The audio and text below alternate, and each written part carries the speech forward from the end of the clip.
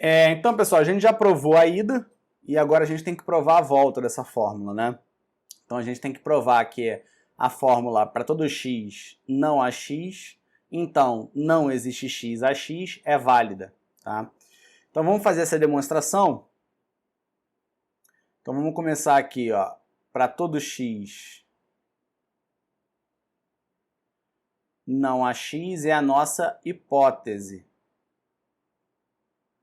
Então essa é a nossa hipótese, tá?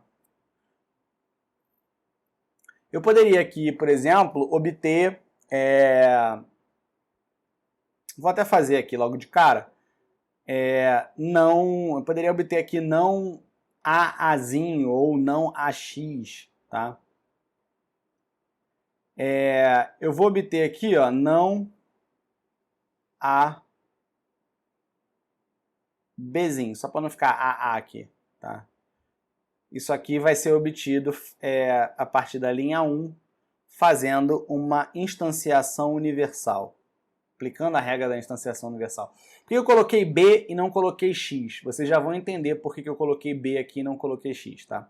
Eu também posso colocar B, C, o que eu quiser aqui. Mas eu ter colocado B aqui foi uma estratégia. Tá? A partir daqui eu não consigo sair muito, tá meio complicado. Tá? Então, a partir daqui eu vou usar uma estratégia que é o seguinte. Eu vou fazer uma demonstração por contradição. Tá? Na demonstração por contradição, eu vou supor como uma hipótese temporária a negação da minha conclusão. Então, eu vou supor que não existe x a x. Isso é a mesma coisa que supor que existe x a x. Isso aqui é a minha hipótese temporária. Tá? A partir da minha hipótese temporária, eu posso concluir a B. Tá?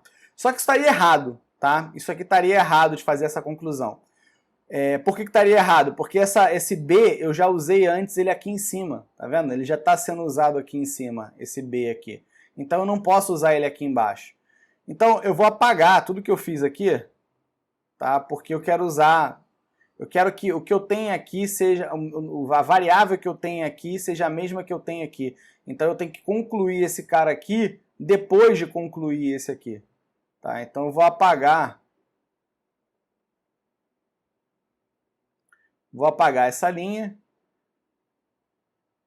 Vou apagar essa linha aqui. Tá? Apagar essa aqui também.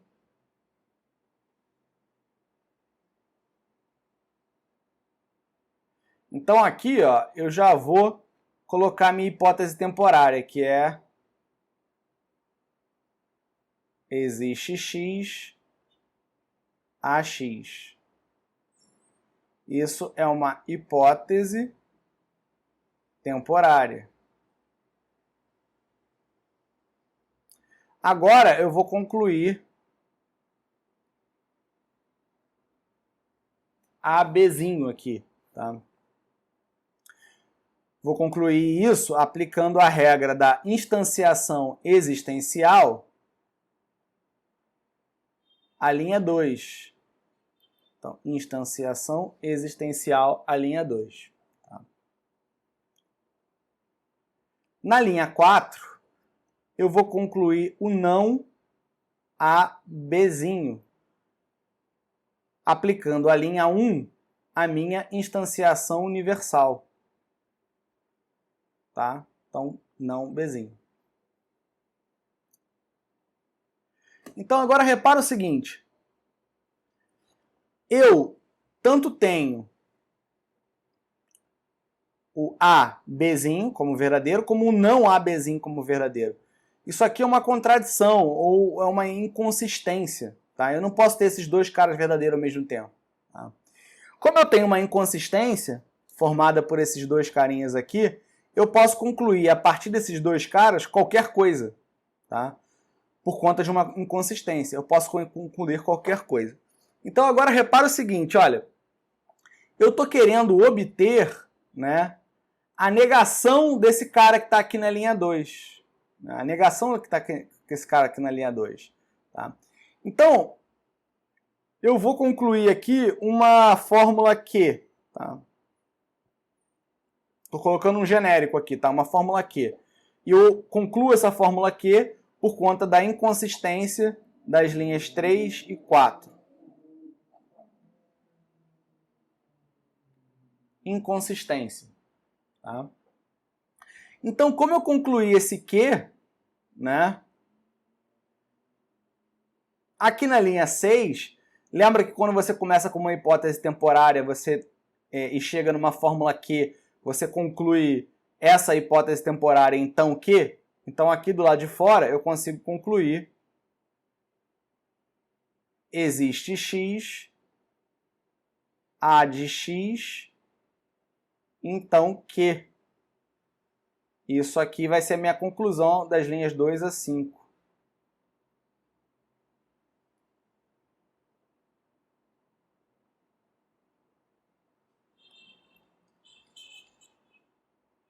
Linhas 2 a 5, conclusão. Minha conclusão. Tá? Agora, eu estou querendo a negação disso aqui, obter a negação disso aqui. Você concorda comigo? Você concorda comigo que se eu concluo aqui em que a negação da minha hipótese, se eu concluo em que a negação da minha hipótese, né, eu vou ter aqui esse cara, que é a negação desse cara que está aqui, e aí eu consigo obter a negação desse por modos tollens. Né? Então, olha só, se Q aqui, na verdade, em vez de colocar Q, eu colocar a negação da minha hipótese é esse cara aqui, então eu concluo não para todo x, não a x,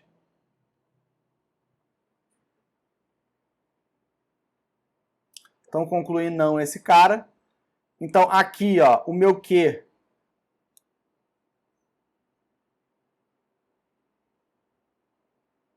vou apagar esse aqui que eu vou vai ter que ir até mais na frente ali. Vou apagar aqui para deixar um pouquinho mais conseguir escrever de maneira mais concisa. Então isso aqui é existe x AX, então não para todo x, não AX.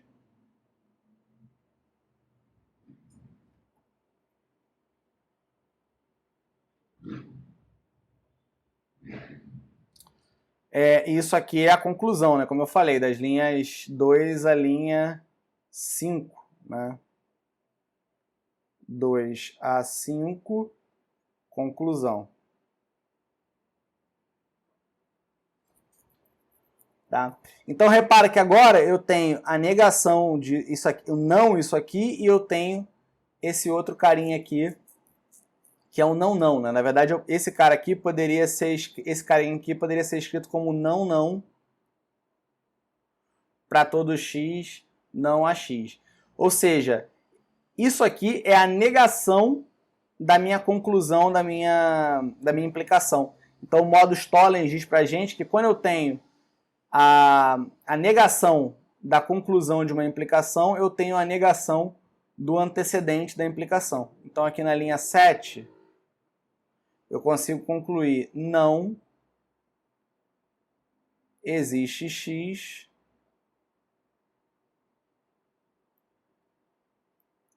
AX, usando o modus tollens aplicado às linhas 1 e 6. Modus tollens. Tá? Então, a demonstração por contradição é assim, você supõe o contrário, a negação da sua conclusão que você quer obter aqui e tenta chegar numa contradição. Quando você chega numa contradição, você conclui, a partir dessa contradição, a negação de uma das suas hipóteses, né? E aí, como a conclusão dessa hipótese temporária vai ser a negação da sua conclusão, então, a negação de uma das suas hipóteses, você consegue concluir a negação da sua hipótese temporária, tá? Então, isso é uma estratégia para você conseguir fazer demonstrações. Às vezes é a maneira mais simples de você fazer isso. Tá?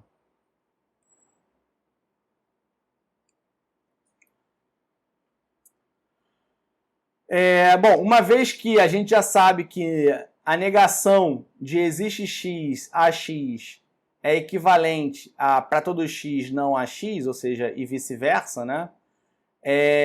A gente já sabe que esses dois carinhas aqui são equivalentes, né? A gente pode utilizar como uma regra de equivalência, na qual damos o nome de negação. Tá?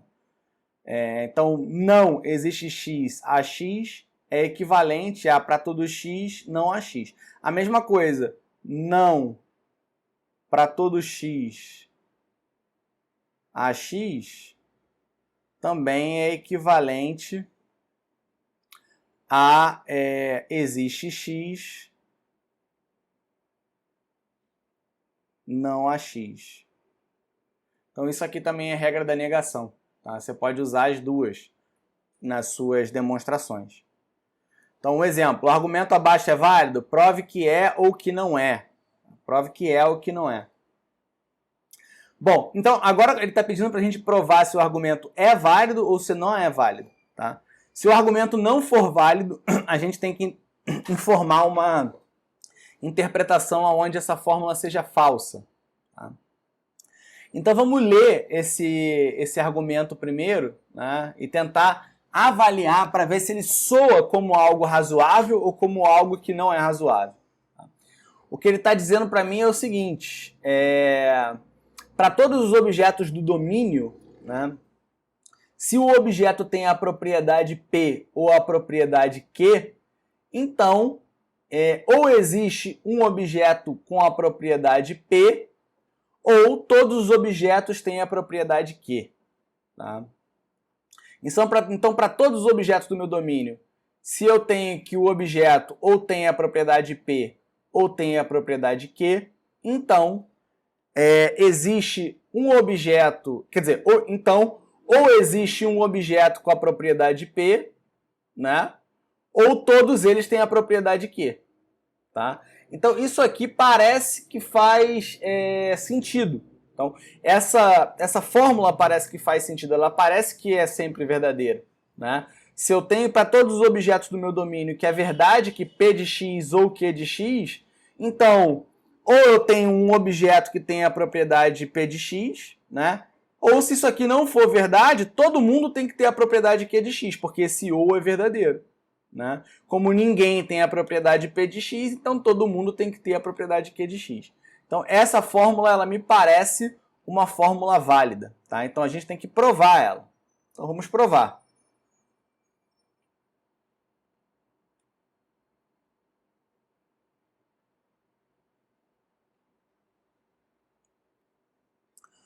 Bom, a primeira coisa que a gente vai fazer aqui é reescrever essa conclusão. Olha que interessante. Ó. Como eu sei que esse cara ou esse cara, né, é equivalente a dizer não existe x p de x, então para todo x q de x, né, por conta da nossa regra da implicação, nossa regra de equivalência da implicação, né, esses dois caras aqui são equivalentes, né, então a nossa conclusão agora passa a ser isso aqui, tá?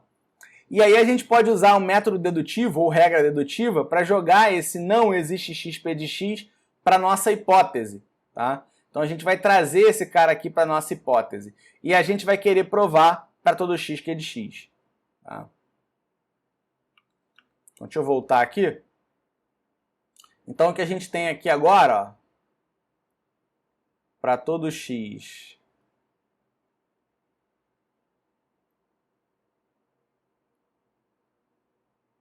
P de x ou Q de x,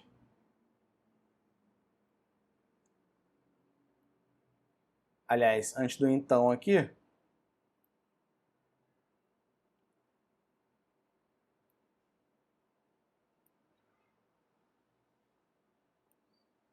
e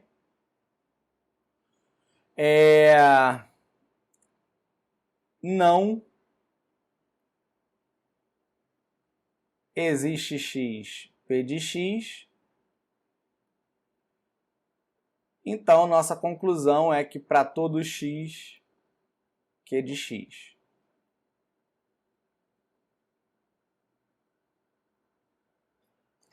Tá? Bom, então a gente vai provar agora essa fórmula aqui de baixo. Bom, primeira hipótese. Para todo x,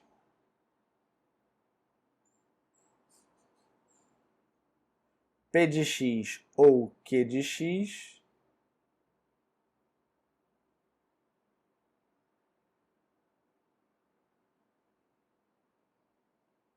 essa é a minha hipótese. A minha segunda hipótese, não existe x,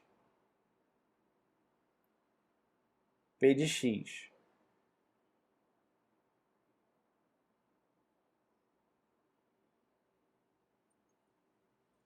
Então essa é a minha segunda hipótese, tá? E eu quero chegar em para todo x, q de x. Então, na verdade, o que eu estou querendo aqui é obter um q de x aqui, e aí eu consigo incluir o para todo x nele, né? Então, a gente vai analisar para ver como é que isso vai ficar, tá? Então, repara o seguinte, ó. Aqui eu consigo obter p de x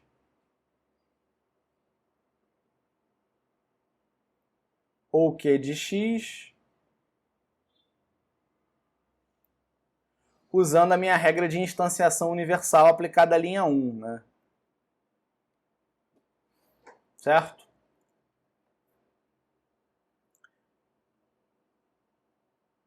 Quatro.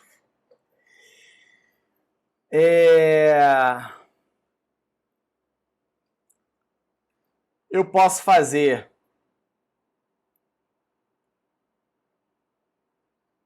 não p de x ou q de x aplicado à linha 3 usando a regra da dupla negação, né? E aí esse cara aqui vira não p de x ou q de x, né? Então isso aqui vai ser equivalente a não p de x, então q de x.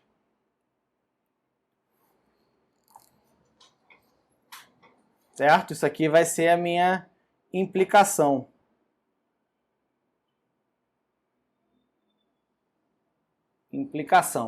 Tá? Na minha linha 6, agora eu vou olhar para esse cara aqui, ó. Eu posso usar a regra da negação, né? Quando não existe x, p de x, então para todo x, p de x, não p de x. Né? Então isso aqui é para todo x,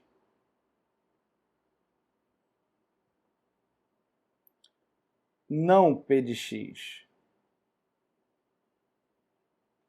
Isso aqui é a minha regra da negação aplicada à linha 2.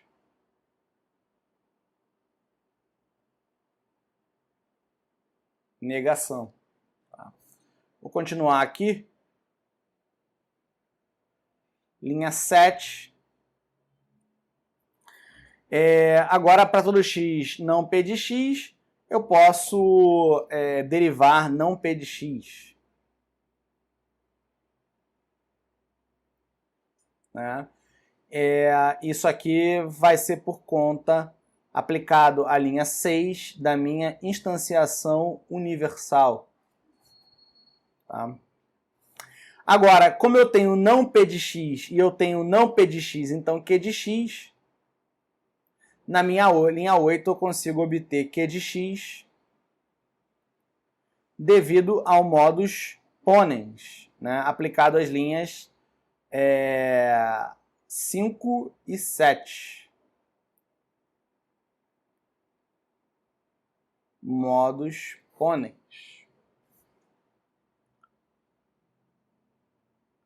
E aí, como esse x aqui, ele não tem nenhuma característica especial, né? Eu não usei IE aqui, a minha regra IE aqui na minha prova não usei, e a variável x, ela não é livre na minha hipótese, nenhuma das duas hipóteses, né? Então eu posso aplicar o quantificador universal aqui para virar para todo x Q de x, aplicando a generalização universal na linha 8. E aí eu fiz a demonstração que eu queria, tá?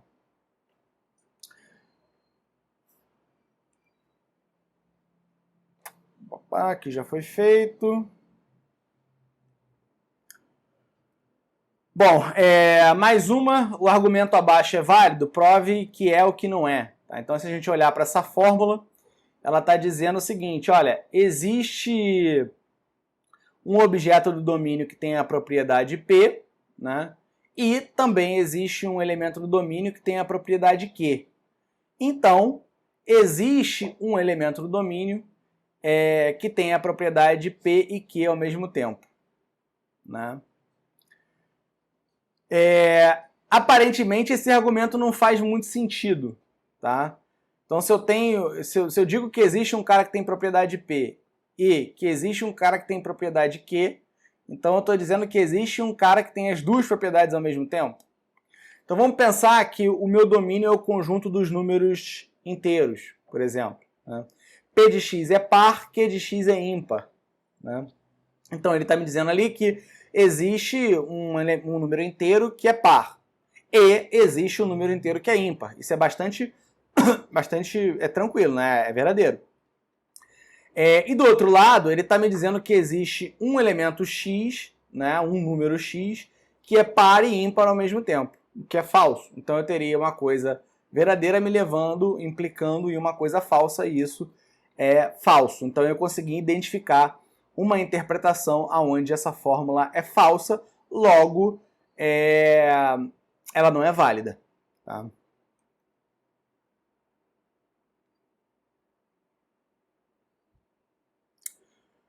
Bom, a gente poderia pegar essa fórmula e construir essa sequência de prova que está aí, tá? E aí, essa sequência de prova, como a gente já viu que essa fórmula ela não faz sentido, ela não é válida, né?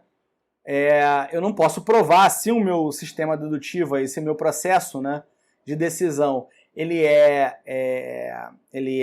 sólido, né?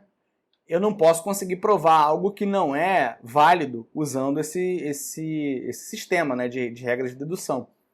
Então tem algum erro aqui nessa cadeia de provas aqui. Qual é o erro? Vamos ver. Bom, eu comecei com a minha hipótese, existe x, p de x, então tudo certo. Eu tenho uma outra hipótese, existe x, q de x, então também tá tudo certo, né? E a partir da linha 1, eu derivei p de a, né? O que também está certo, né? Eu consigo derivar p de a aqui. Na linha 2, eu derivei Q de A, usando também a minha instanciação existencial. Tá? Depois eu fiz o E de P de A com Q de A, e depois eu incluí o existe, né, para poder generalizar para existe P de X e Q de X. Tá? Então, esses dois carinhas estão certos aqui, esses dois carinhas são hipóteses, esse cara está certo, o problema é esse carinha aqui. Tá? Eu não posso derivar Q de A. Por que eu não posso derivar Q de A? Porque eu já usei a constante A antes. Então, A já estava aqui, A estava aqui, eu estou usando A novamente, então eu estou violando a regra do IE, da regra IE. Tá? Estou violando a restrição da regra IE. Então, eu não posso fazer esse tipo de coisa. Essa sequência de prova está errada por conta dessa linha 4 aqui. Tá? a gente poderia, fazendo de maneira correta, né, derivar um Q de B aqui, né? E aí eu poderia fazer a mesma coisa, P de A e Q de B, aí existe Y, P de A e Q de Y, né? E aí eu poderia até fazer também mais uma generalização aqui, colocando existe X, existe Y, P de X e Q de Y, tá? Mas até aqui eu não consegui demonstrar essa conclusão que está aqui, eu não conseguiria mesmo, porque essa fórmula aqui não é válida, tá? Bom, exercício, o argumento abaixo é válido, né? Prove se é ou se não é, né? Então, tenta pausar o vídeo aí e tenta resolver esse exercício, e aí depois você volta e aí a gente vê como é que isso é feito, tá bom? Então pausa aí, tenta fazer, depois volta. Bom, então vamos lá. Primeiro a gente tem que analisar o argumento, né? Esse argumento ele está dizendo o seguinte, olha, existe um objeto do domínio com a probabilidade R e não existe nenhum objeto do domínio com a propriedade R e S ao mesmo tempo, né? Então, existe um objeto do domínio que não tem a propriedade S, tá? Bom, então ele está dizendo, de novo, lendo de novo, né? Existe um elemento do domínio com a propriedade R. Bacana. E eu não tenho nenhum elemento do meu domínio que tenha a propriedade R e S ao mesmo tempo, tá? Então, vai existir um elemento do domínio que não tem a propriedade S, tá? Lógico, porque se existe esse cara aqui com a propriedade R e eu não tenho ninguém que tenha a R e a S ao mesmo tempo, então se esse cara tem a R, esse cara não pode ter a S. Então logo existe um cara que não tem a propriedade S. Então esse é um argumento que faz sentido, tá? Ele faz sentido. Então vamos demonstrar esse argumento, vamos provar esse argumento, tá?